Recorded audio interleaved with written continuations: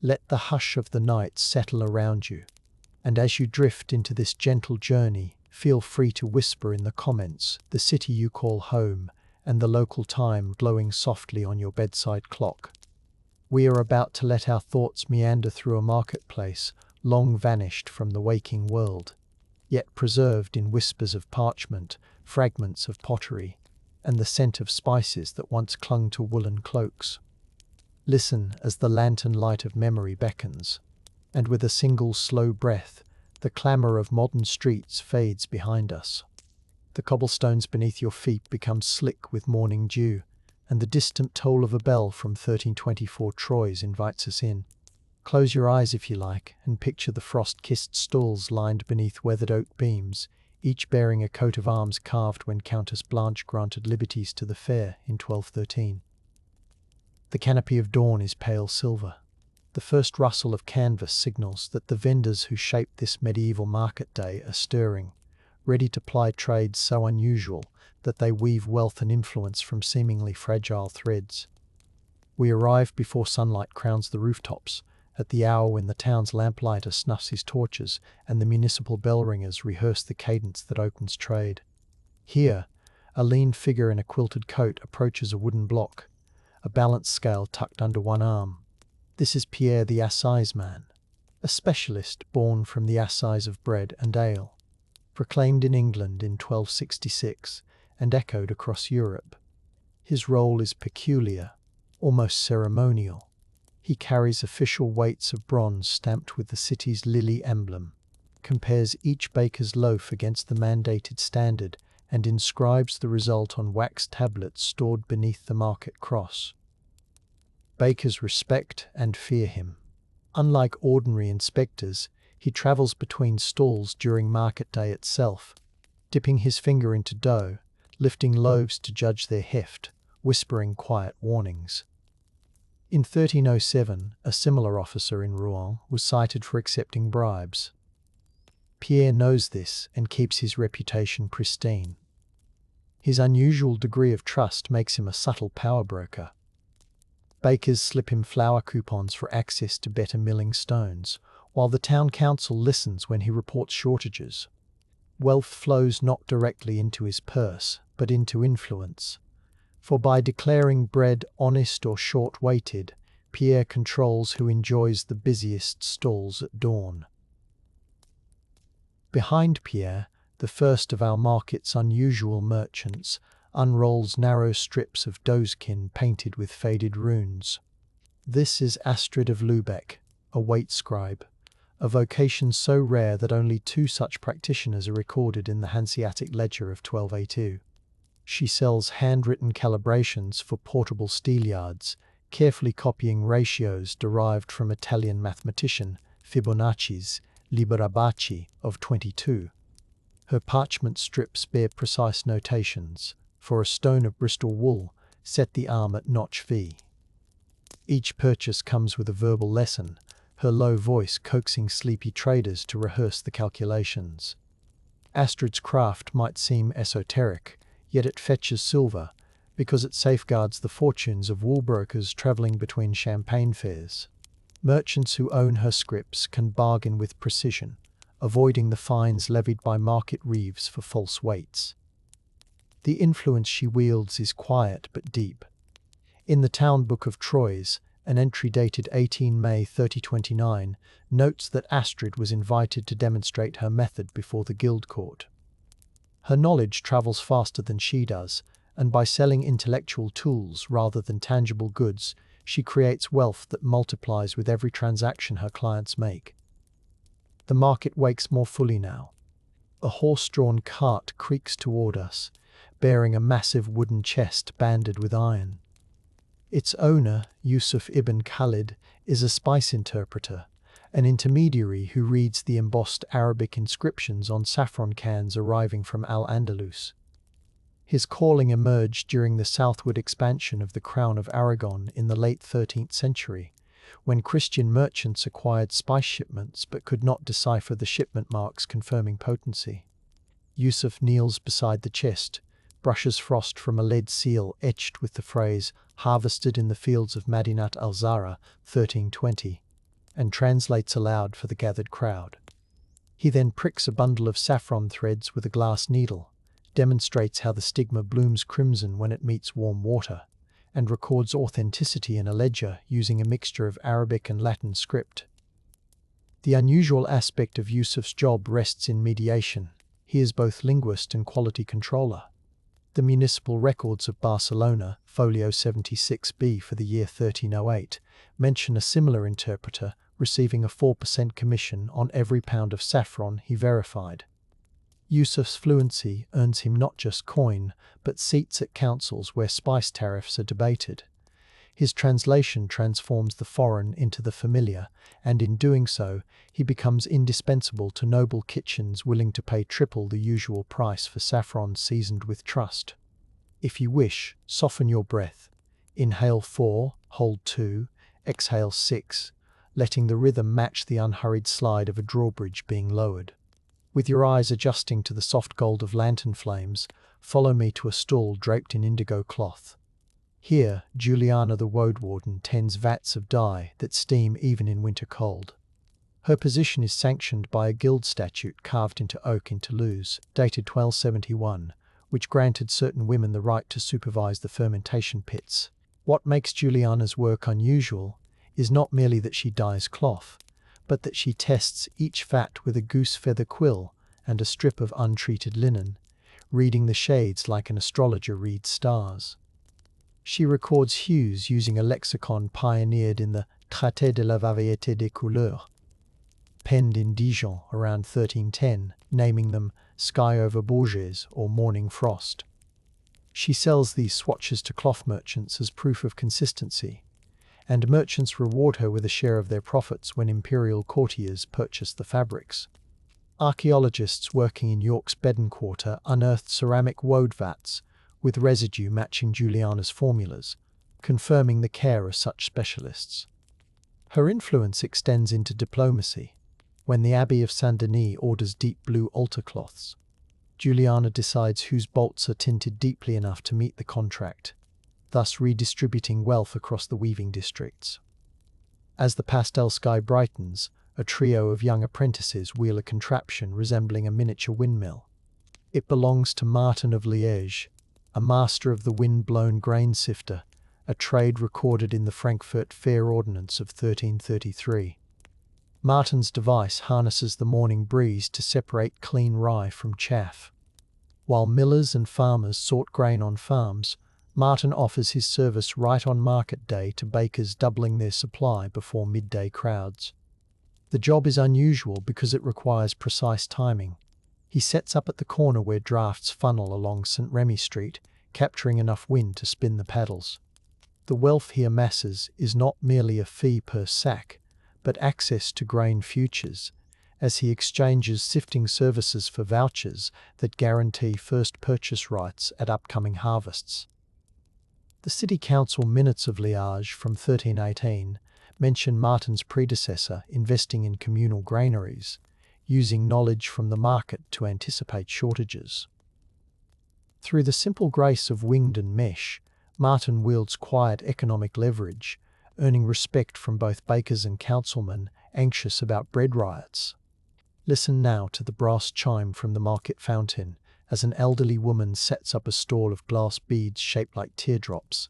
This is Beata, the pilgrim badge maker, whose craft emerged after the discovery of lead alloy badge moulds near Canterbury, dating to the late 12th century. In our chosen year of 1324, Beata crafts badges not just for pilgrims, but for the guilds that sponsor market processions. Her unusual role lies in creating wearable propaganda. She melts fragments of glass imported from Murano, sprinkles powdered silver, and presses the molten mixture into carved molds depicting local saints.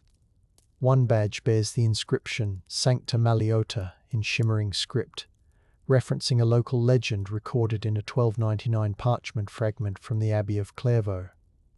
Customers buy these to pin on hats, announcing their allegiance. Because Beata understands symbolism, the Merchant Guild pays her to craft limited runs featuring their emblems, then sells them at inflated prices to visiting traders. Wealth flows through her hands, as both artisan and marketing strategist. Her booth becomes a locus of influence. City magistrates consult her before civic feasts to ensure that the imagery adorning officials' cloaks inspires loyalty rather than envy, and in return, she receives exemptions from certain market tolls documented on the municipal roll of 11321.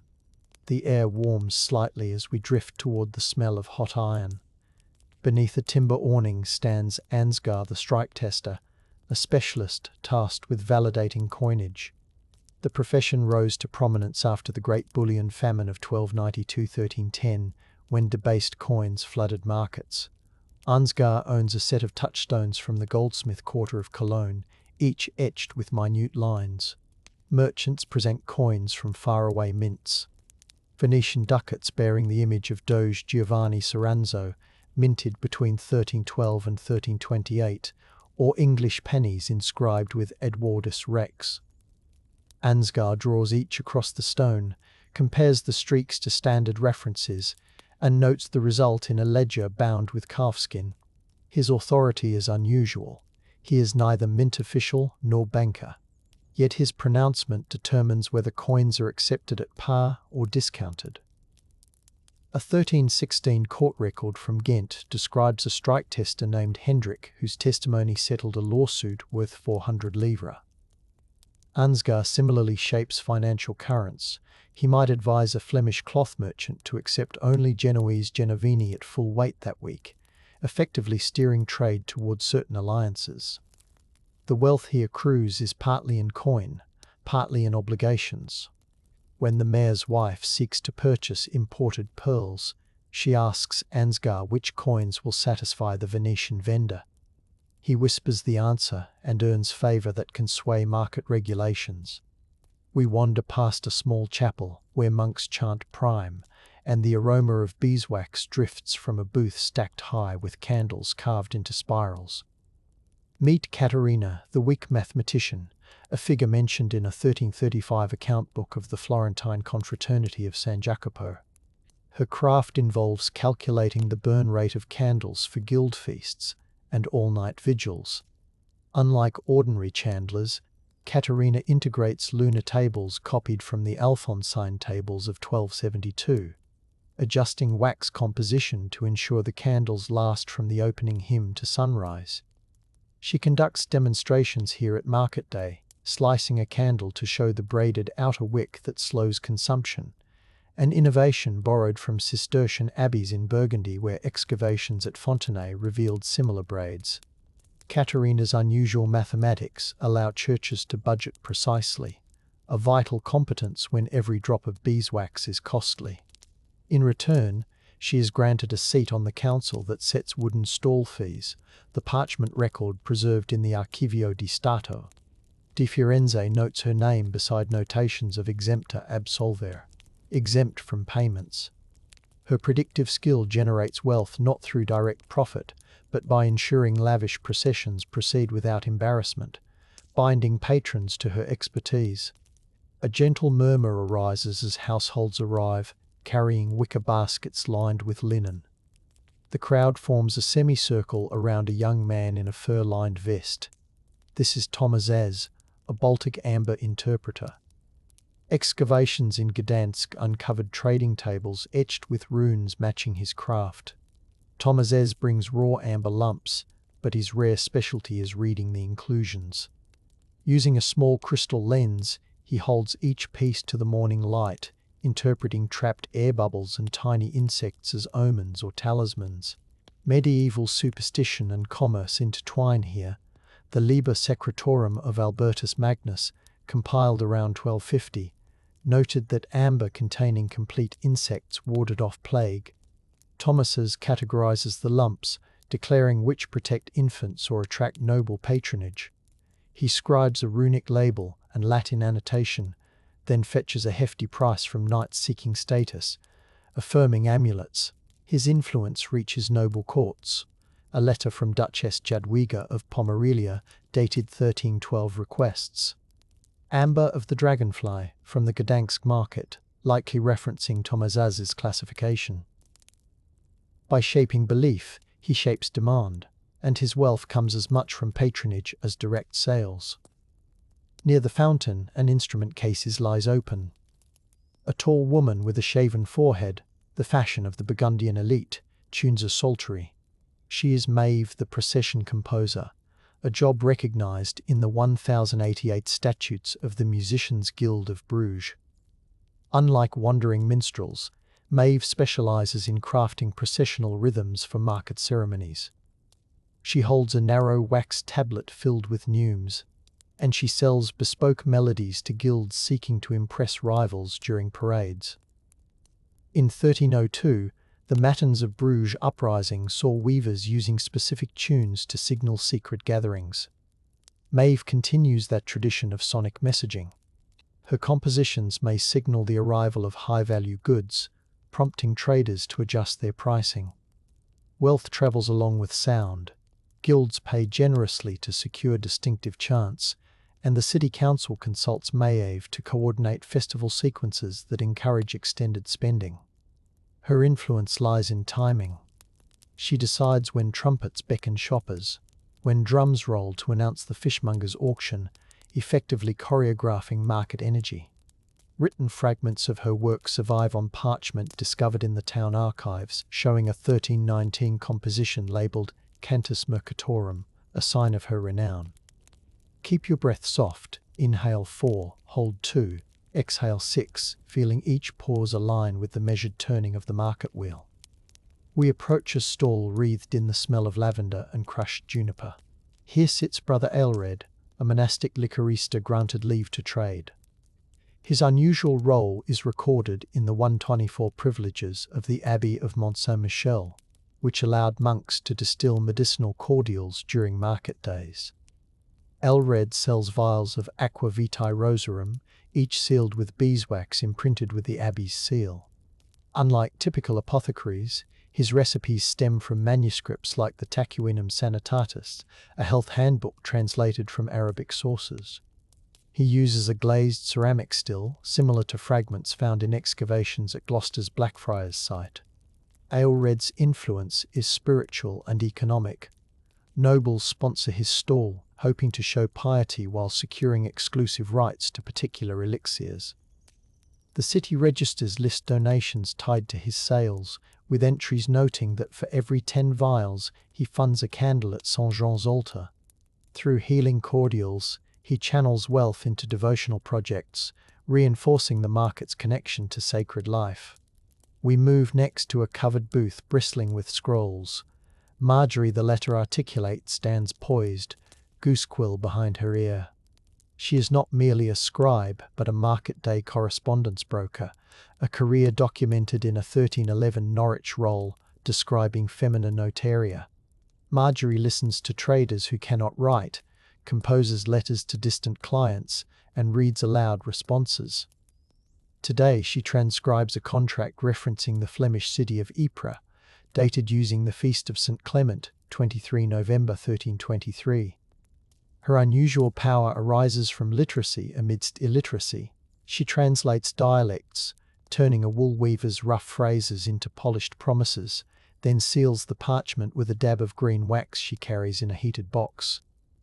Payment comes in coin, but the true wealth lies in trust. Her name appears in the margin of contracts as Margeria Testis, establishing her as a witness. When disputes arise, magistrates call on her to recall the original wording, effectively giving her influence over commercial memory. Archaeologists found a penknife with inlaid bone at Fishergate, York, engraved MN believed to be hers. The artifact hints at her standing, a literate woman anchoring market promises. Nearby, a peculiar scene unfolds. A boy turns a crank on a wheeled frame, while an older man sprinkles salt into a trough. This duo runs a travelling fish vivarium, a job listed in the 3007 accounts of the Paris fish market at Les Halles. The master, Jacques Le Vivrier, keeps freshwater fish alive for hours beyond their capture, using a wooden tub with a paddle aerator. It's unusual because most medieval fishmongers sold their catch dead.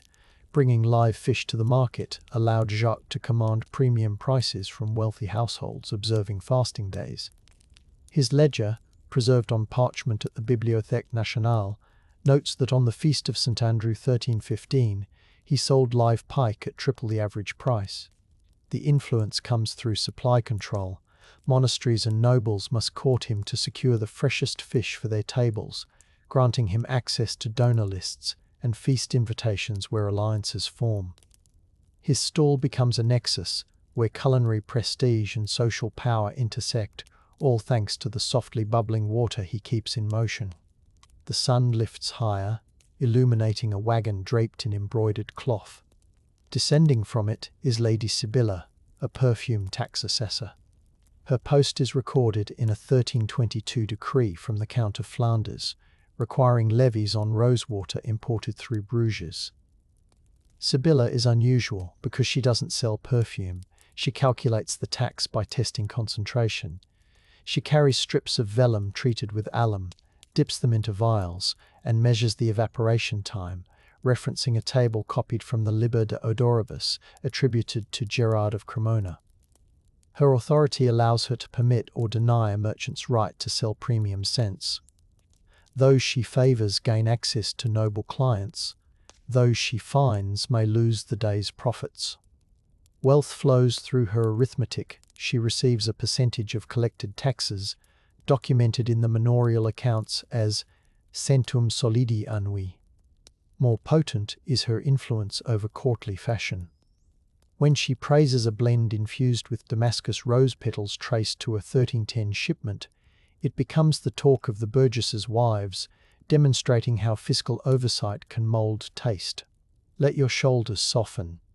Inhale 4, hold 2, exhale 6, and feel the calm settle deeper as we approach a stall lined with parchment diagrams of gears. The man behind the table is Hugo of Siena, a clock harmonizer. After the invention of the Verge escapement around 1280, towns began installing mechanical clocks. Hugo's unusual job stems from the need to synchronize lesser market clocks, with the main town clock installed in 1316 atop Troyes' belfry. He adjusts portable clocks carried by traders so that tolls collected at midday align with official time. He uses a pendulum weight carved of lead, checks the hora prima, and engraves small notches inside the portable clocks to indicate the proper setting. The record of a 1327 lawsuit in Siena mentions Hugo's counterpart receiving fines when merchants' clocks ran slow. Hugo's service generates wealth by ensuring accurate timekeeping for contracts stipulating delivery within specific hours. His influence extends into legal matters. Arbiters consult him to verify whether a trader missed a deadline. In this way, temporal harmony becomes economic leverage. We now weave through cloth canopies to a stall shaded by a linen awning embroidered with a star. A woman named Zara, dressed in a blend of Andalusian and Provençal fabrics, welcomes us. She is a silken storyteller, a craft documented in a 1293 Avignon charter, granting licenses to narratrices serici. Unlike bards, she embeds narrative into cloth sales, recounting the origin of each pattern. She unfurls a length of Samite brocade allegedly woven in Lucca in 1315, describing how the motif mirrors a mosaic in San Michele in Foro. Her stories transform bolts of cloth into heirlooms, allowing her to charge a premium. Wealth arrives through guild sponsorship. The silk weavers pay her to enhance perceived value. Influence follows when noble women request private storytelling sessions before purchasing, effectively making Zara a gatekeeper to luxury. She weaves factual details into her tales, the mention of a 139 papal order for silk altar frontals, the precise width mandated by Bishop Jacques Duez, later Pope John II. Each narrative strengthens the market's cultural aura while filling her ledger with gold florins. The crowd thickens, and we catch a glimpse of a falcon perched on a leathered glove. Its handler, Sir Ewald, is a hawk-hire steward. Market charters from Cologne in 1311 record such services, allowing merchants to rent trained falcons for ceremonial entries. Ewald's job is unusual because he brokers prestige experiences rather than goods. He offers a hawk named Mercurius, documented in a thin vellum booklet with notation on its training lineage traced to Emperor Frederick II's falconry manual from 1248. Wealth flows as he rents the hawk to merchants seeking to impress clients. Influence blossoms when city leaders request his birds for diplomatic welcomes.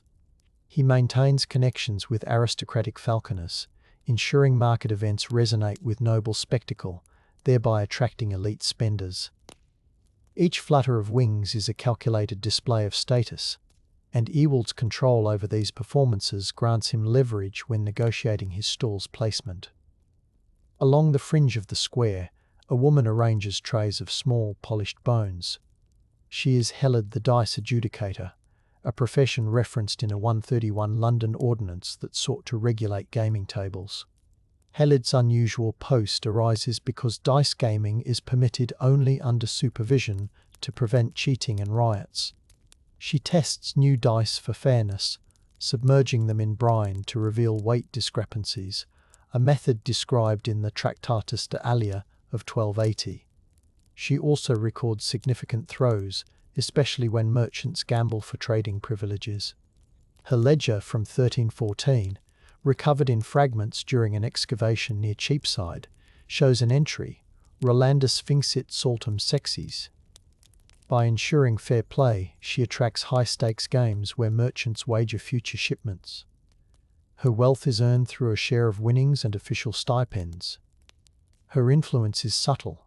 Winners owe her gratitude. Losers respect her impartiality. When she nods to allow a game between rival spice houses, she effectively mediates risk, shaping alliances built on shared chance. We turn toward a booth where a slender man rests behind an array of parchment instruments. This is Nicola, a rainfall diviner and crop predictor. His trade is depicted in a marginal illustration of the Luttrell Psalter circa 1330, showing a man measuring rain with a gauge. Nicola uses metal funnels marked with the dates of significant rains, like the deluge of St. Swithin's Day, 15 July 1315, that heralded the Great Famine. He sells predictions to grain merchants, calculating likely harvest yields based on recent weather patterns recorded on wax tablets. His unusual combination of observation and commerce allows him to advise on pricing futures. Merchants adjust their offers accordingly. Wealth comes from consultation fees and profit-sharing agreements. Influence grows when he alerts the municipal council to potential shortages, enabling them to prepare relief measures. His data-driven approach, rare in a time when superstition prevailed, grants him credibility and a voice in policy. Take another soft breath. Inhale 4, hold 2, exhale 6, sensing how the marketplace hum converges with your heartbeat. We drift to a stall hung with rough hides and delicate gloves. The proprietor, Agnes, serves as a leather smokemaster. In 1319, Montpellier records mention fumigatrix coriae, a woman granted rights to purify leather before sale. Agnes demonstrates a clay censer filled with juniper berries and rosemary. She passes gloves through the scented smoke, removing the tannery odor. Her unusual expertise transforms leather goods into luxury items acceptable for noble households. Wealth trickles in through commissions. Glove makers pay her to treat goods before presenting them to wealthy clients. Influence follows when she whispers to buyers about subtle imperfections, guiding them toward her preferred artisans who reward her with percentages. An inscription on a surviving glove fragment found in the Thames, dated 1323, bears a mark resembling her cipher, suggesting her treatments travelled far beyond this square. To our left, a troop of children trails a woman carrying a basket of jet-black stones. She is Isabel, the willow charcoal judge, responsible for verifying the quality of drawing charcoal used by illuminators and metalworkers. This profession, attested in a 1305 contract between the Abbey of Saint-Amand and a charcoal supplier, is unusual because it merges art and industry. Isabel snaps each stick, listens for the clean crack that indicates proper firing, and rubs it across prepared parchment to test smoothness. She references the guidelines of the Mappae Clavicula, a 12th century artisanal manual. Wealth arrives through exclusivity. Scribes pay her for certification seals that allow them to charge more for their illustrations, while smiths rely on her to supply the best charcoal for casting detailed mouldings. Her influence extends to cultural production. The quality of manuscripts in the cathedral scriptorium depends on her selections. When she endorses a batch, she shapes the brilliance of future illuminations, wielding soft power over the images that educate and inspire. As noon approaches, bell sounds ripple across the square. The market's energy peaks, and we find ourselves drawn to a temporary stage. A man with a neatly trimmed beard unrolls a long canvas map of trade routes. This is Bernard the Route Relator, a job that flourished after the 1291 fall of Acre compelled European merchants to reconsider shipping lanes. Bernard collects reports from caravans and galleys, updating a painted map that traces roads from Bruges to Venice and beyond. He points to the Alpine Pass at Mont Cenis, notes that as of September 30, 2023, heavy snow blocked caravans for 3 weeks, citing a courier's letter sealed with the mark of the Grimaldi family. His unusual service lies in real-time market intelligence. Merchants gather, pay for access, and adjust their plans. Wealth accumulates through subscriptions, while his influence becomes strategic. City officials consult him before investing in bridge repairs or tax incentives for certain traders. When he highlights the relative safety of the Rhône route after the Treaty of Aigues-Mortes in 1293, merchants shift their shipments accordingly, demonstrating how information sculpted market fortunes. We weave deeper into the afternoon bustle toward a humble table stacked with clay tablets scratched with runes. The proprietor is Gunnar, the tally rescuer. In towns where traders use tally sticks to record debts, a cutter's error can cause costly disputes. Gunnar specializes in reuniting split tally sticks separated across markets, a role referenced in a 38 Hanseatic ledger. He maintains a chest filled with partial sticks, each marked with notches corresponding to shipments of furs, wax, or grain. Merchants consult him when they lose their half of a tally. By matching the pattern, he restores the partnership, often receiving a portion of the transaction as reward. His unusual expertise in patterns allows him to detect forged tallies. A 1317 Bremen court record notes his testimony exposing a counterfeit. The wealth he earns is amplified by the gratitude of merchants whose businesses he rescues. Influence accumulates as he becomes an unofficial registrar, his voice trusted when verifying the authenticity of tallied debts. The sunlight slants, casting long shadows. A soft chanting arises from a corner where a group of women gather around a table of wax figures. At the center is Gouda, a charm auditor. In the wake of the Synod of Trier 1310, certain charms were permitted if aligned with church doctrine. Gouda inspects amulets to ensure they contain approved inscriptions, citing lines from the Vulgate or short prayers. She was trained by reading the Speculum Astronomiae, attributed to Albertus Magnus, learning to differentiate between acceptable talismans and forbidden superstition. Her unusual authority lies in bridging faith and trade. She certifies charms, allowing their sale within market regulations. Wealth flows via certification fees, and her influence extends into spiritual life. Citizens trust her to guide them safely between superstition and sanctioned devotion. An entry in the 1322 Roll of Indulgences mentions her contributions to the upkeep of a local chapel, showing how her earnings support community structures. As the afternoon brightens, the clang of metal draws us to a stall where a man in a green cap examines swords. He is Roland, the edge guarantor. Unlike blacksmiths, Roland doesn't forge blades, he certifies them for trade. Market ordinances from Lübeck in 1303 required specialized testers to ensure swords met guild standards. Roland performs proof by bending, using a wooden frame to flex blades against a measured weight, referencing guidelines etched into the 1295 Guild Charter. His unusual role prevents inferior weapons from causing reputational damage to smiths. Wealth accrues via testing fees and the occasional acceptance of a superior blade as payment. Influence appears when noble retinues seek his approval before purchasing arms, effectively giving him a say over military readiness. He may recommend certain smiths, guiding the flow of patronage. Archaeological finds of proofed swords bearing small stamped circles correspond to testers like Roland, corroborating their vital part in market quality control. The shadows lengthen and the scent of fresh parchment wafts from a stall lined with miniature wooden chests. Alina the tally of threads stands there, weaving slender measuring cords dyed in alternating colours.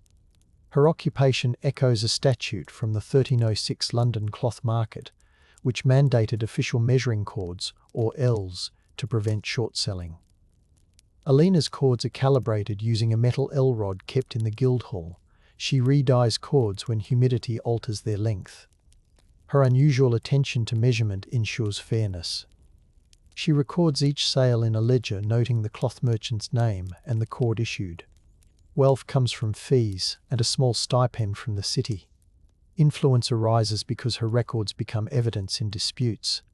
When a merchant is accused of selling short cloth, the court consults Alina's ledger to verify the cord used. She shapes the reliability of the cloth trade, one thread at a time.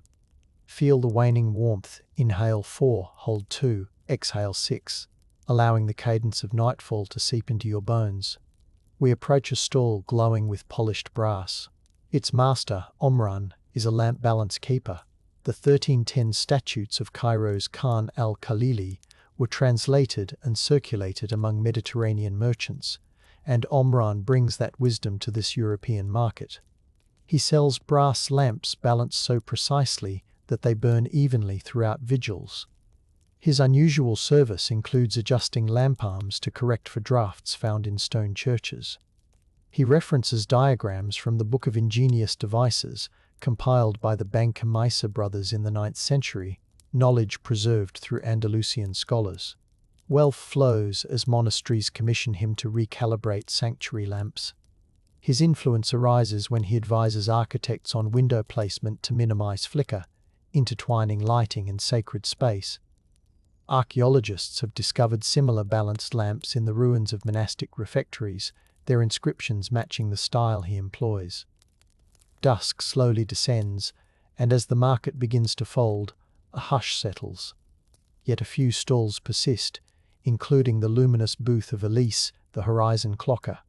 She charts the onset of night by observing the position of Venus and the rising of the Pleiades. Her profession, mentioned in a 1325 Flemish almanac, supports merchants who must know when the watch begins and tolls change. Elise sells small painted dials calibrated for the local horizon, each accompanied by a parchment instruction citing the Alphonsine planetary tables. Her unusual skill merges astronomy and commerce. Wealth comes through sales of dials and a retainer from the night watch, who rely on her to schedule patrols. Her influence manifests when she advises city officials on the timing of curfews, ensuring that trade winds down gently without disrupting safety. The market thins, yet one final figure captures our gaze, Brother Laurent, a storyteller of stall remnants. As part of the 3004 Statuta of the Carthusian Order, monks periodically gather unsold goods to distribute to the needy. Laurent catalogues leftovers, noting which items remain unwanted. He then narrates these findings during the next market council, encouraging adjustments in supply. His unusual service acts as a mirror for the market's appetites. Wealth is not his aim, yet the influence he wields ensures he can direct arms to where they are most needed. His ledger, written in a flowing Gothic hand, records entries like 23rd day after Epiphany 1324, 5 loaves unsold, recommended redistribution to St. Agnes Hospital. Through his patient observations, he shapes a market that considers compassion integral to commerce. Night folds over the square and torches flicker along the arcades. The last notes of Maeve's psaltery drift into silence.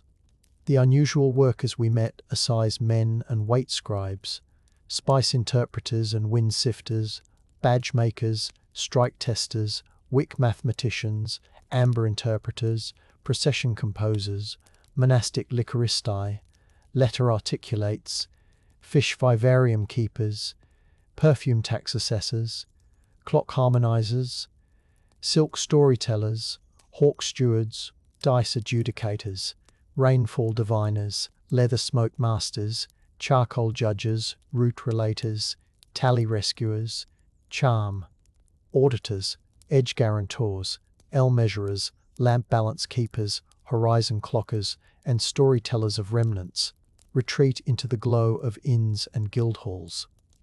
Each one carved influence from a single market day, turning specialized knowledge into the currency that shaped medieval towns. Their unusual trades formed threads in the larger fabric of urban life, demonstrating how wealth was not merely minted in silver, but crafted through trust, precision, storytelling, and the communal pulse. Let your breathing grow slower as the market quiets.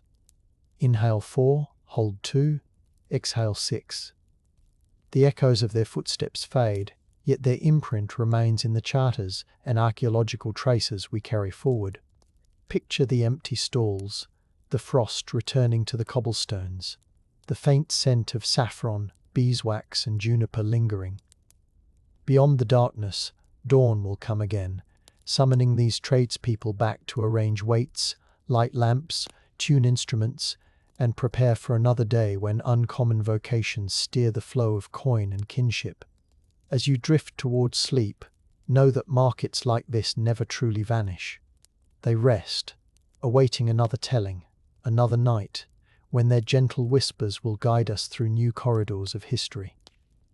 More stories line the path ahead, and when you next close your eyes, the lanterns will rise once more, inviting you to wander deeper into time.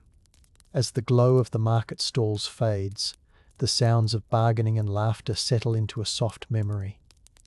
The bustle of merchants gives way to quieter pathways where lanterns sway above doorways. Let's drift from those lively lanes toward cottages where hearths still flicker and the rhythms of everyday village life continue in gentle whispers. Close your eyes and settle deeper into your pillow, and if you feel like sharing, whisper into the comments the city where you're listening from and the local time on your clock. I love mapping our sleepy constellation of listeners. Tonight, let me guide you through soft candlelight into a medieval village where sheep bells glimmer like distant stars and earthen lanes carry stories polished by centuries of footsteps. We will drift together, gently, into a remembered dawn, listening to the hush of thatched roofs breathing beneath moonlight and the almost silent rustle of barley in the fields. I will be your quiet companion, escorting you through lives lived with patience, skill, and the steady rhythm of seasons, while every scene stays anchored in what truly unfolded in those hamlets we read about in manorial rolls, and uncover through archaeological digs like Warham Percy in North Yorkshire, where hearths extinguished around the early 16th century still cradle the scent of peat. Inhale 4, hold 2, exhale 6. Let the night deepen as we acknowledge each villager whose unusual craft shaped wealth, influence, and the very structure of daily life, reminding us how the past still breathes under our modern feet. Imagine waking within the timber skeleton of a hall house, perhaps dated around 1320 by dendrochronology. Beams cut from oak felled in a royal forest and recorded in a bailiff's account. The hook of our story catches on a gentle moment, the village reeve yawning before dawn, marching across packed earth floors to consult wax tablets mapped with rents and dues. The reeve's role, elected yearly by neighbours yet beholden to the Lord's expectations, was unusual, because it fused humble origins with administrative power. Manorial court rolls like the 1285 entries from Elton in Huntingdonshire reveal reeves negotiating grain deliveries, collecting labour services, and influencing whose oxen took precedence on the open fields. Wealth flowed through the reeve's hands as grain tallies, and influence sprouted whenever he recommended a villager for lighter boon work, making daily life hum under his guidance. His authority meant he could mediate disputes over strips of furlong in an era when cooperative farming dictated survival. The reeve carried keys to granaries documented in the Domesday Book of 1086, where a mere 2 mills and 20 villeins line hides the heartbeat of community. Listening to his measured steps, you realize that daily life in a medieval village was a constant negotiation between obligation and opportunity, every whispered favour rippling through households like candlelight on plaster walls. Outside, the night thins into the blue-grey wash of pre-dawn, and the village porter, another unusual figure, lifts the wooden bar of the manor gate. Many rural communities had enclosed courts by the 13th century, and charters from Norfolk mention porters who controlled access, effectively acting as guardians of supply and security. This role created influence because controlling entry meant determining who could bring goods to market, who could deliver messages from distant abbeys, and who might peddle gossip. The porter's wealth was subtle, not always coin, but small privileges. A seat near the fire in the great hall, or the right to gather fallen branches in the Lord's woodland, recorded in custumal agreements such as the Ramsey Abbey Register from 1251. His fingers trace iron hinges forged by local smiths, and by permitting a travelling merchant to stay, he indirectly shapes the variety of cloth available for Sunday markets, colouring the daily wardrobes of villagers with Flemish blues or Lincoln scarlets. Moving farther into the fields, we meet the glebe-tending parish priest, more than a spiritual guide. Costume him in wool dyed with woad, stitched locally, a detail discovered in textile fragments from Warren Percy's churchyard excavations in the 1950s. His job might seem typical, yet in a medieval village, a priest's dual role as spiritual caretaker and estate manager was unusual for its breadth.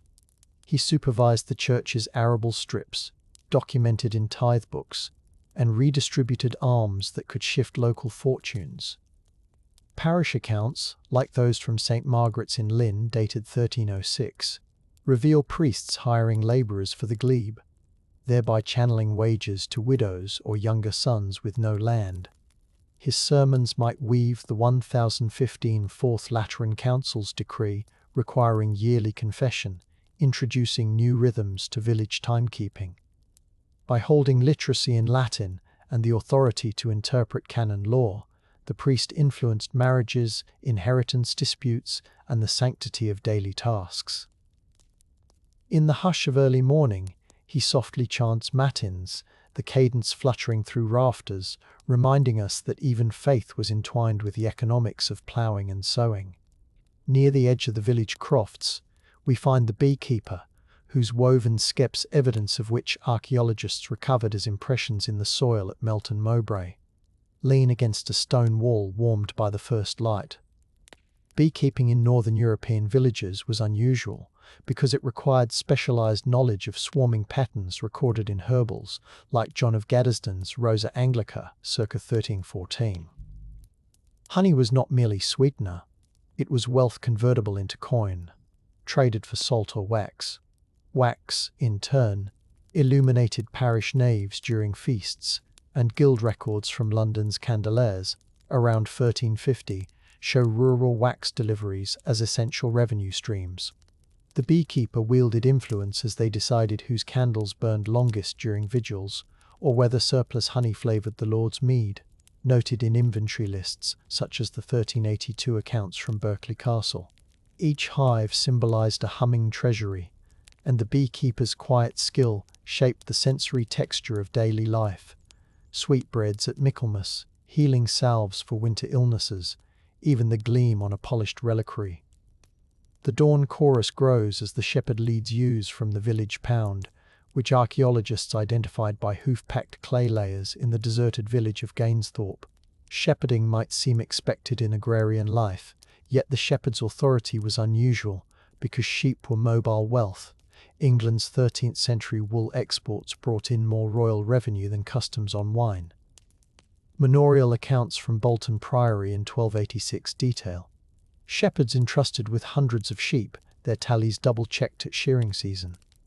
The shepherd decides grazing rotations over the open field's threefold system, affecting everyone's harvest. This was influence born of knowledge: when to drive flocks to common meadows, how to guard them against wolf packs noted in Forest of Dean reports from 1317, and how to select rams that produced finer fleeces sought by Flemish cloth towns like Ghent.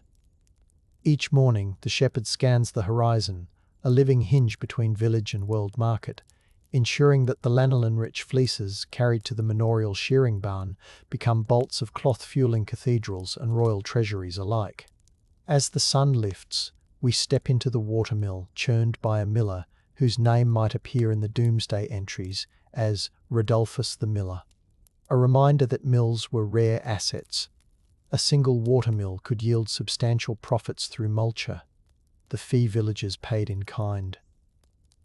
The miller's job was unusual because he operated machinery powered by harnessed natural forces, a marvel in an era of muscle-driven labour. Archaeological finds from the 12th century mill at Bourne in Cambridgeshire show intricately carved wooden gear teeth replaced every few years, a maintenance schedule recorded in charters. The miller controlled grain conversion, so he could adjust water flow to favour certain clients or ensure the lord's wheat was ground first, thereby wielding influence over bread quality and availability.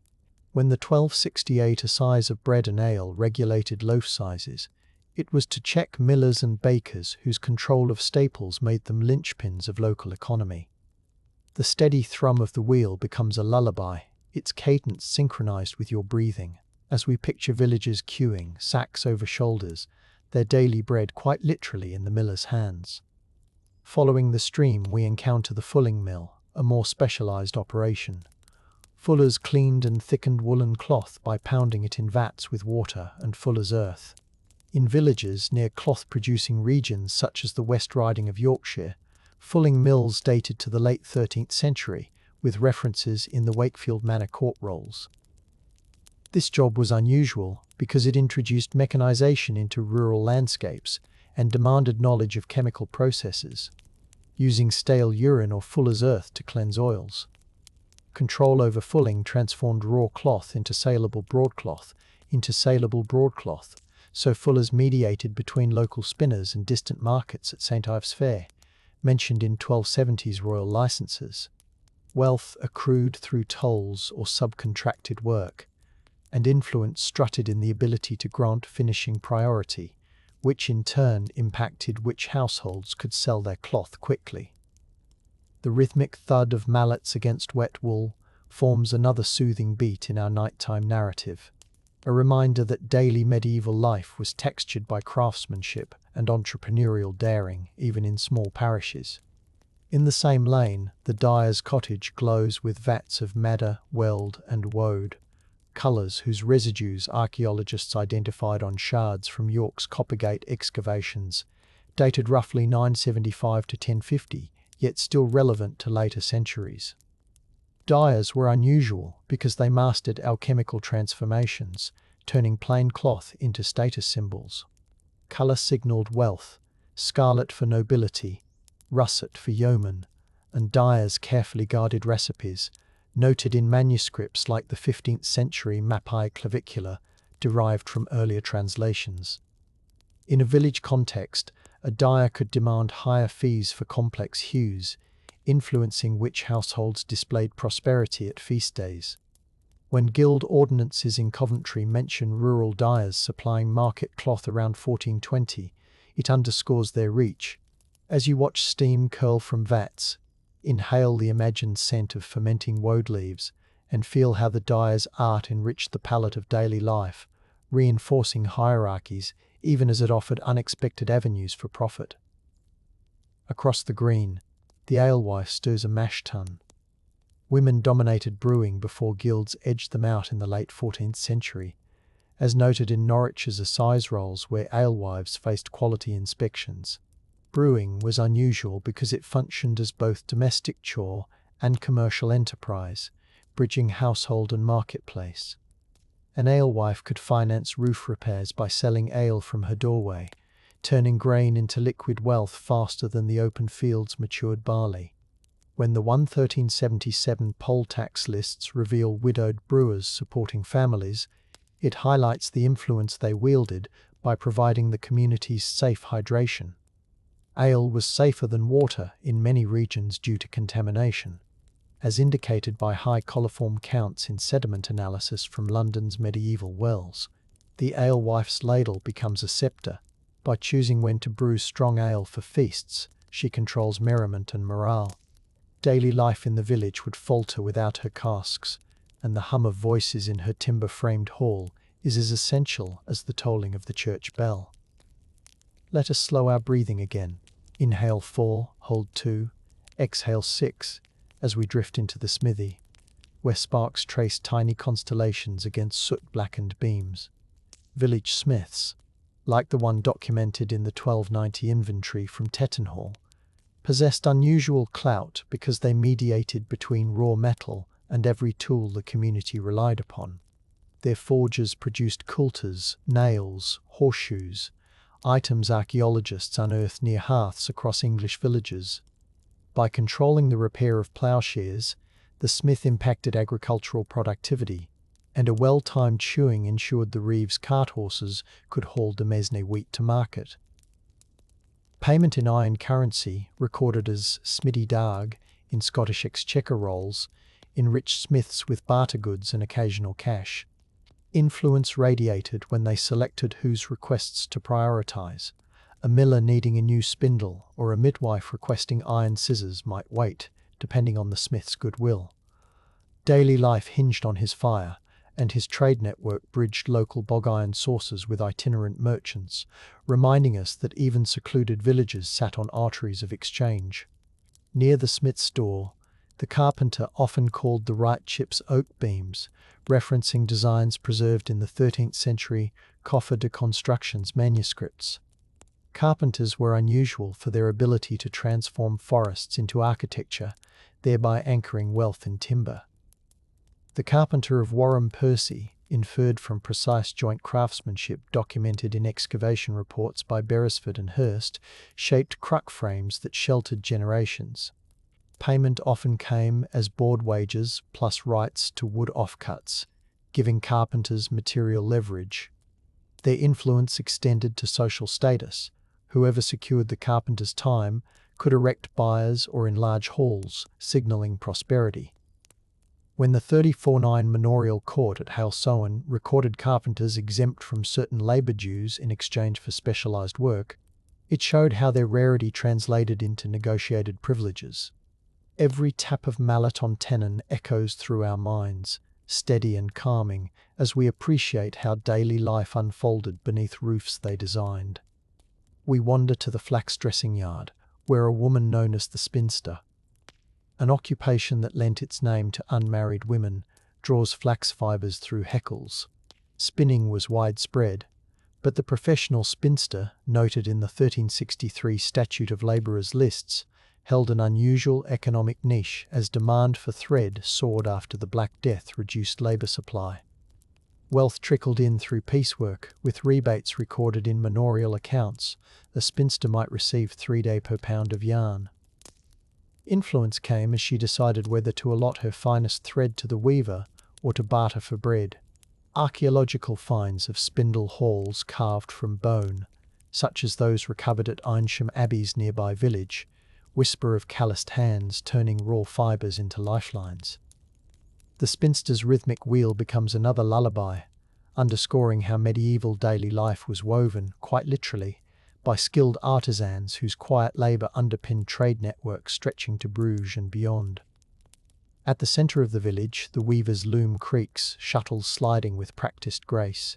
Weaving guilds flourished in towns, yet rural weavers remained vital, often working for urban merchants under putting-out systems documented in the accounts of the Cistercian abbey at Fountains, circa 1250.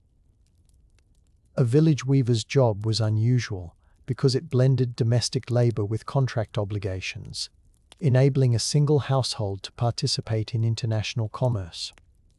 When archaeologists unearthed loom weights in deserted villages like Barton Bendish, it confirmed this link. Wealth accumulated through wage payments or cloth rents, and influence seeped through access to cloth necessary for clothing, altar linens or trade fairs. Who else could gift the reeve a sturdy mantle, or the alewife a new apron dyed with weld? Their looms stitched social bonds, ensuring daily life remained clothed in warmth and status. At midday, let us rest our gaze on the reeve's tally once more, now joined by the steward, a higher-ranking official who visited from the Lord's primary estate.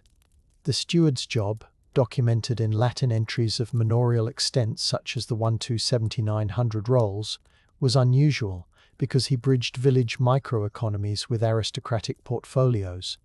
He assessed crop yields, oversaw legal courts, and approved expenditures on infrastructure like fish ponds. Wealth and influence converged in his person. He could grant amercement remissions or confirm leases. Villagers courted his favour with gifts of capons, a practice recorded in Winchester pipe rolls. In daily life, the steward's judgment might secure a widow's right to her cottage or authorise the miller to build a new sluice, thereby altering the landscape and the rhythms of labour. His presence neither frequent nor constant, yet each visit rippled through the community like a pebble in a pond, a reminder that feudal networks rooted in personal relationships. We step into the herb plot of the village healer, sometimes called a cunning woman. Archaeological evidence of mortars and pestles alongside plant seeds in village middens, combined with textual references such as the 15th century Leech Book, reveal their craft. Their job was unusual because it combined empirical herbal knowledge with quasi-magical practices, giving them influence across social boundaries. They created salves from calendula and white willow bark, knowledge perhaps passed from monastic infirmaries. Wealth appeared as payments in eggs, cloth or coin, and influence glowed in their ability to ease childbirth pains or treat livestock ailments, as recorded in the case notes of the 1374 Court of Chancery, where villagers defended a wise woman from accusations of sorcery. In daily life, they were essential health providers before physicians reached the countryside. Their whispered charms, carried on evening breezes, reveal a village reliant on both tangible and intangible cures. Nearby, the midwife's quiet authority reigns as she attends a labouring mother in a timbered cottage. Parish registers, such as those from 15th century Exeter, mention midwives sworn to assist the church in ensuring baptisms in emergencies. Their job was unusual because it granted women a sanctioned role in sacramental matters. A midwife could perform emergency baptism if a newborn faltered. Wealth might not have been vast, but payments in kind, cheeses, linens, or the promise of reciprocal labour added up. Influence flowed from intimacy. She knew family histories, land disputes, and quiet alliances. Her practice was vital to daily life, ushering new villagers into the community and sustaining the demographic balance essential for maintaining shared fields and obligations. Listening to her soothing words, we feel the continuity of care that anchors communities across centuries. The baker operates a communal oven, a structure archaeologists identified in Cluny's granges and in English villages by large ash deposits. Baking, though expected, was unusual when centralised. Some lords maintained monopoly ovens, as recorded in 1307's Custumals from Canterbury, where villagers paid to use the oven. Yet in many communities, a designated baker managed the heat, ensuring loaves met the Assize's regulations. Wealth came through oven fees, influence from deciding whose dough baked first, a critical choice when time determined freshness. The baker read weather for proofing, judged flour quality to avoid fines, and delivered ceremonial bread for church offerings. Daily life revolved around the scent of rye, wheat, or maslin loaves emerging from the hearth, filling lanes with tangible warmth. Each loaf represented cooperative effort: the miller's grind, the spinster's cloth for covering dough, the carpenter's peel, all orchestrated with the baker at the helm. Let us pause and breathe. Inhale 4, hold 2, exhale 6, while the village children, represented in poll tax lists, such as those of 1377, where some adolescents were taxed as adults, carry water from the well. The well's construction, often stone-lined, is evidenced in excavations like those at Rounds Furnells. The role of the water drawer might seem mundane, yet in a medieval village, controlling water access was unusual because wells were sometimes locked, with a keeper appointed by the manorial court to prevent contamination. This keeper held influence over daily hygiene, brewing, and cooking. When rainfall patterns recorded in the 1315-1317 chronicles led to the Great Famine, well keepers rationed access, effectively managing communal survival. Wealth came indirectly. The keeper might receive rent reductions or gleaning rights. Even simple tasks in daily life could pivot on individuals vested with trust, shaping outcomes far beyond their apparent scope. The tanner works at the village edge, where pungent odours drift near the stream. Tanning, documented in the 14th century accounts of Nath Priory, was unusual for its transformation of raw hides into leather, a material crucial for harnesses, shoes, and parchment. Tanners required proximity to water, bark, and space, making their yards hubs of economic activity.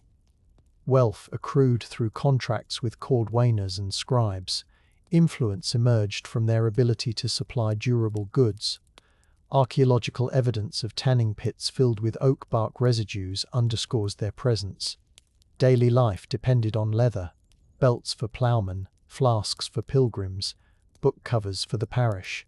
The tanner's slow, methodical process mirrored the patience of medieval time, a reminder that craftsmanship could be as meditative as it was malodorous. Across the lane, the parchmenter scrapes skins to a smooth sheen, preparing surfaces for scribes. References in the 1292 accounts from St. Albans mention rural parchmenters who supplied monastic scriptoria. Their job was unusual because it connected village livestock cycles to the broader intellectual world. A calf skin might become a page for a liturgical calendar or legal writ. Wealth followed from selling high-quality parchment, while influence came from deciding which scribes, perhaps the village clerk, received the best sheets. Daily life thus intersected with literacy, as the parish clerk recorded baptisms and field boundaries on parchment produced locally. The quiet rasp of pumice over stretched hides becomes a soft whisper in our narrative, linking material culture to the written memory of the village. Within a modest chamber, the village schoolmaster or clerk, if the parish afforded one, recites psalms with a few boys, relying on texts like the Donatus grammar imported from Paris. Schoolmasters in villages were unusual, often funded by guilds or wealthy patrons, as seen in the 1394 bequest from a Lincolnshire merchant establishing a rural school. Education translated into wealth through clerical careers or better stewardship of family lands, and influence as literate villagers could interact with legal documents, petitions, or royal edicts like the Statute of Labourers. Daily life thus included recitations, wax tablet practice, and the forging of aspirational pathways beyond the plough, reminding us that even humble hamlets nurtured seeds of scholarship. As the afternoon sun slants, the shepherds return, and the swineherd drives pigs into oak woods under pannage rights, described in the Forest Charter of 1217. The swineherd's role was unusual because pigs fed on acorns and beech mast in royal forests, requiring negotiation with foresters and payment of pannage fees recorded in pipe rolls. Wealth stemmed from selling bacon or lard, essential for winter sustenance, while influence came from access to woodland resources, often jealously guarded. Daily life relied on pork as a staple protein, and the swineherd's knowledge of woodland roots prevented trespass fines. Archaeological remains of pig bones at Warren Percy show butchery marks consistent with fall slaughter.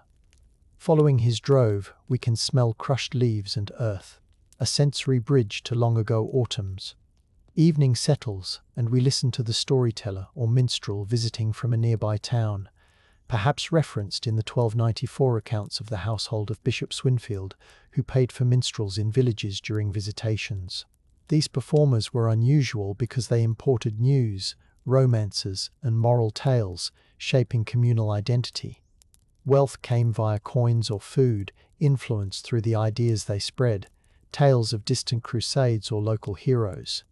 Daily life brightened under their narratives, especially during winter when darkness stretched long. Their songs might memorialize the 1314 Battle of Bannockburn or retell saints' miracles, weaving the village into broader historical tapestries. As you drift, let the melody wrap around you like a woolen cloak. The sun tucks behind hedgerows, and we notice the Hayward, a lesser-known official, locking the wicket gate to the meadow. Haywards, mentioned in 14th century Suffolk court rolls, were unusual for their responsibility over communal pastures. They enforced rules on when animals entered meadows after hay harvest, levying fines recorded as hay silver. Wealth arose through fees, influence through control of fodder, crucial for overwintering livestock. Daily life depended on Hayward's vigilance, as premature grazing could imperil the village's survival. Their presence illustrates how medieval communities managed shared resources long before modern commons theory. As twilight blooms, the lamplighter, or simply a villager tasked with setting rushlights in the manor hall, prepares the evening glow. Rushlights, mentioned in inventories like the 1418 goods of Margaret Paston, were unusual because they required meticulous crafting, rushes peeled, soaked in animal fat.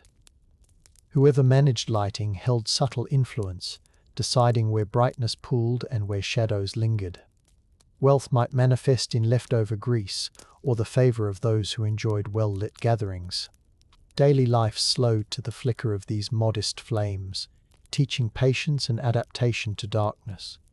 Within the hall, the Lord's household steward orchestrates supper, referencing menus in the 1385 Household Book of Sir Edward de Bohun. While lords might be absent, their officials ensured demesne profits converted into status displays.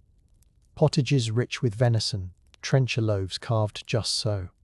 The steward's unusual power lay in balancing seigneurial extravagance with village contributions, preventing resentment. Wealth circulated through distributed leftovers. Influence blossomed when he invited certain tenants to dine, cementing alliances. Daily life for villagers included occasional glimpses of such feasts, fueling dreams and grievances alike. After supper, the reeve records accounts with a tally stick, scoring notches that correspond to shillings and pence. Tally sticks, fragments of which were found in the Thames dated to the 13th century, symbolized a debt-tracking system unique in its physicality. The reeve's control over these records granted him authority beyond his social origin. Wealth and influence intertwined as he confirmed who had fulfilled boon work or paid heriots upon inheritance. Daily life thrummed with obligations, all encoded in the tactile language of Tallywood. Night deepens, and we hear the distant bells of Compline from the parish church, perhaps tuned to the Sarum rite. Bell founders, though rare, left marks like inscriptions naming benefactors, such as the 1325 bell of St. Mary's, Stamford, inscribed Sancta Maria Ora Pro Nobis. Having a bell was unusual in smaller villages, often requiring collective investment. Bells regulated time, signalling curfew or warning of fires. Wealth was spiritual capital. Influence resided in the wardens who decided when to ring. Daily life oriented around these tones, aligning harvests, prayers, and social gatherings. The watchman takes his post, referencing ordinances like the 1405 regulations of Great Yarmouth requiring night watches even in smaller settlements. His role was unusual for bridging communal safety and royal law. Wealth came via wages or exemption from other duties, influence through the authority to challenge nocturnal wanderers. Daily life remained secure under his vigilance, deterring theft or ensuring the alewife's casks stayed safe till morning. Let us ease our breath once more. Inhale 4, hold 2, exhale 6, as we step into the quiet weaving of dreams, acknowledging the unseen labourers, the charcoal burners in distant coppices whose product fueled the smithy, recorded in 1281's Inquisitiones post mortem. The glassmakers who supplied the single stained pane showing St. Michael in the parish nave, dated by stylistic analysis to circa 1350.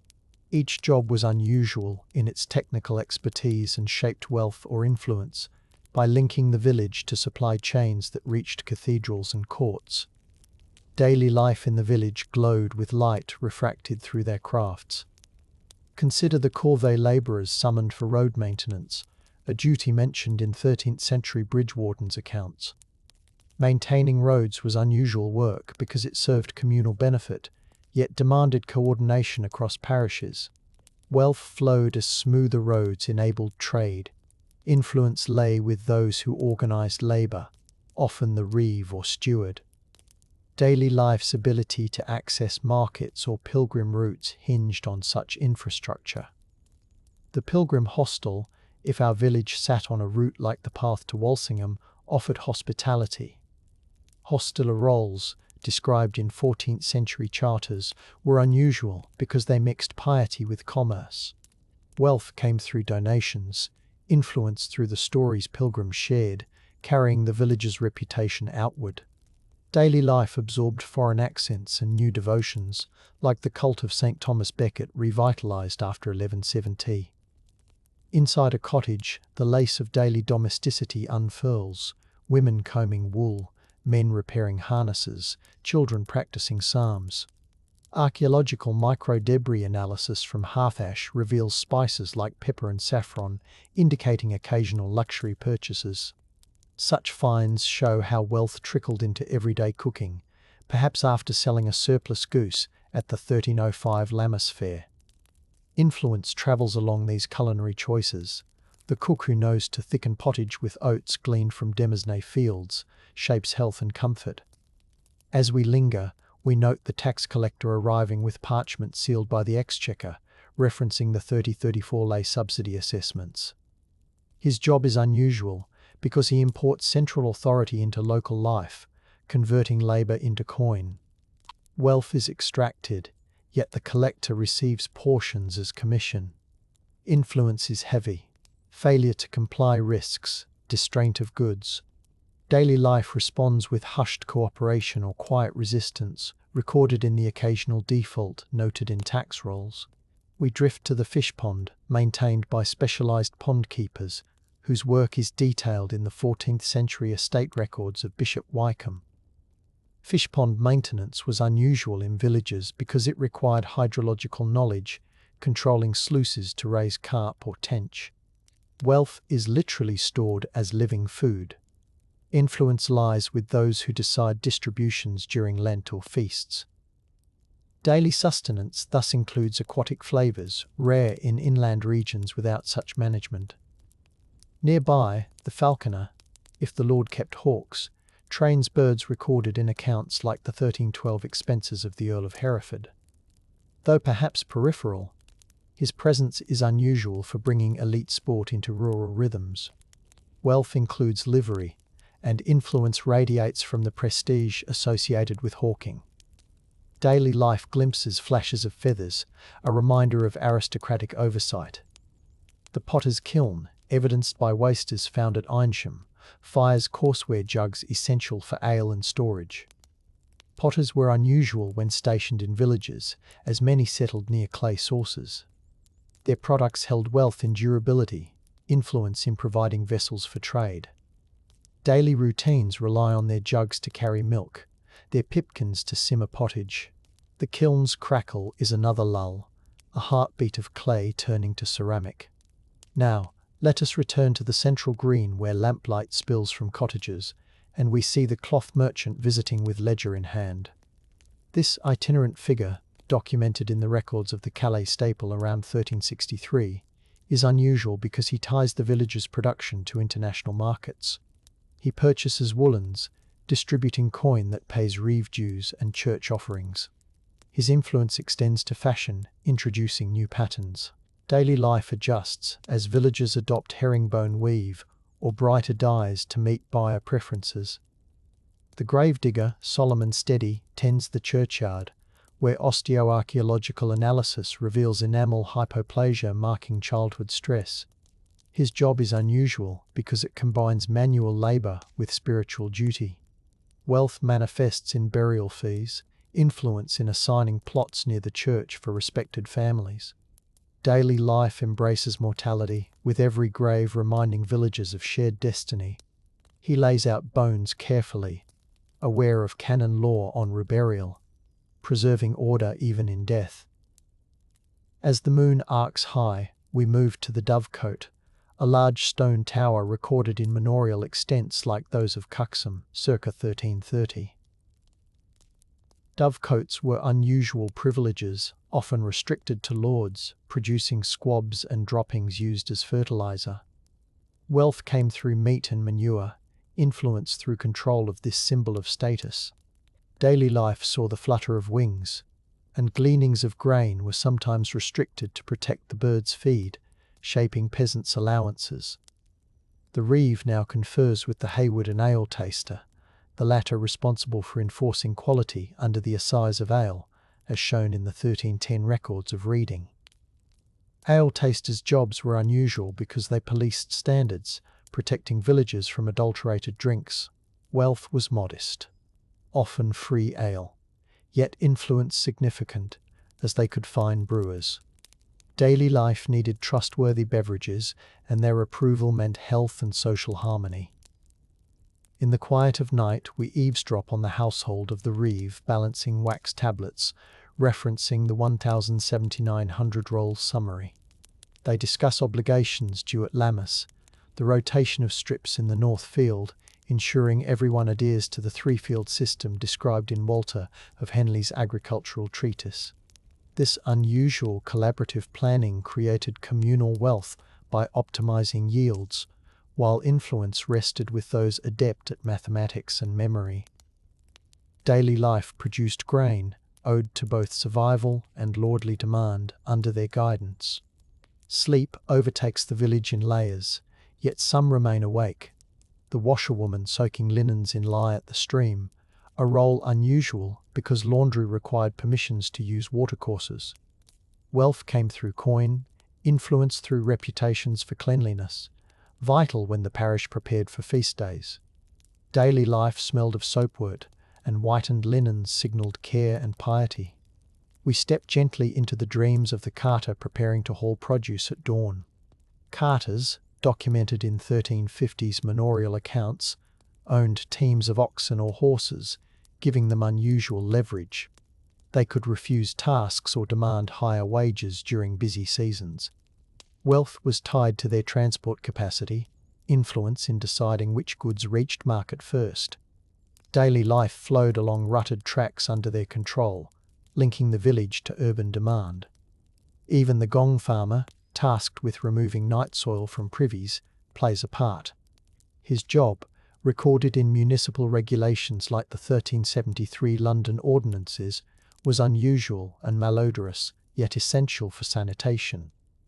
Wealth came via fees, influence through health, as proper disposal prevented disease. Daily life's comfort depended on his nocturnal rounds, though he often stood at social margins. Let us breathe again. Inhale 4, hold 2, exhale 6. While considering the agricultural calendar guiding the village, ploughing in February if frost allowed, sowing barley around March, shearing in June, haymaking in July, harvest in August, gleaning in September. Manuscripts like the Luttrell Psalter, c. 1325 to 1335, illustrate these tasks. Each stage employed specialists, ploughmen with 8 ox teams, reapers wielding sickles, threshers flailing in barns. Their roles were unusual when they managed communal resources.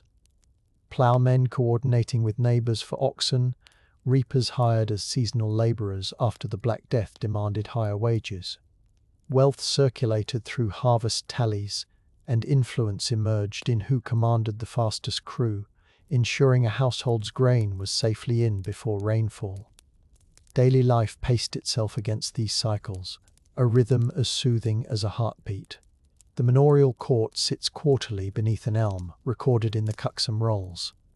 The court baron is unusual because it blends judicial and administrative functions at the village scale. Wealth arises in fines collected, influence in decisions about land transfers, customary dues, or disputes over stray pigs. Daily life's conflicts and resolutions flow through this court, and villagers memorize precedents, ensuring continuity of custom. As we move through the village at night, we pass the cottage of a bowyer, his yard strewn with yew staves. Bowyers were unusual in rural areas due to their specialized skill, but the 136.3 archery statutes demanded practice, encouraging local production. Wealth came from provisioning yeomen, influence from equipping men for royal musters like those recorded at Agincourt in 1405. Daily life included archery practice on Sundays, weaving martial readiness into pastoral routine. The chirurgeon barber sharpens his razors, ready to lance boils or set bones. Barber surgeons, referenced in 14th century guild records, were unusual because they combined grooming with medical procedures. Wealth came from service fees, influence from the trust patients placed in their hands. Daily life's injuries, from scythe cuts to horse kicks, required his intervention, bridging folk remedies and emerging medical theory. Across the green, the cooper assembles barrels, iron hoops hammered into place.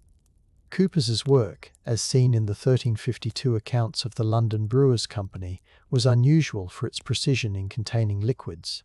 Wealth derived from demand for ale, wine, or salted fish storage, influence from supply logistics. Daily life revolved around barrels, transporting alewife brews, storing harvest grain, collecting rainwater. The cooper's rhythmic tap becomes another soothing metronome.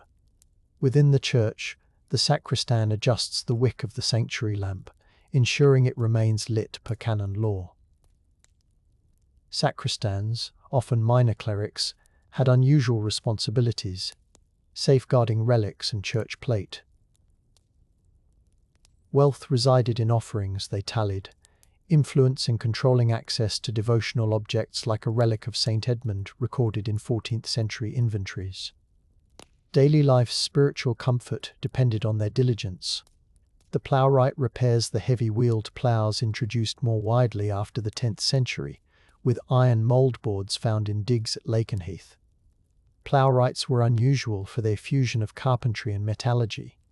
Wealth came from payments in grain, influence from determining when plows returned to service.